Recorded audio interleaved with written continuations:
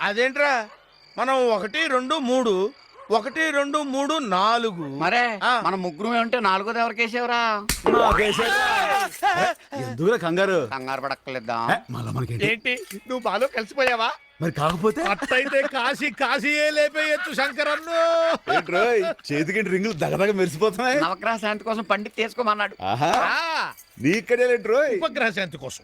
ఇదిగో శంకరానికి కూడా రింగెట్వా? నోరు మీరా, ఆయనే పెద్ద రింగ్ మాస్టర్, ఆయనకి రింగ్ ఏంటి? సరే గాని ఇవన్నీ తీసి మూట కట్టంట్రా. మిమ్మల్ని గంగలోకి తోసేస్తే ఒక్కొక్కళ్ళు 2 అవుతారని. తెలిసిపోయింది రోయ్. తీయండిరా, తీయండి. ఏమిటి కత్తి చూపిస్తారేమిటి?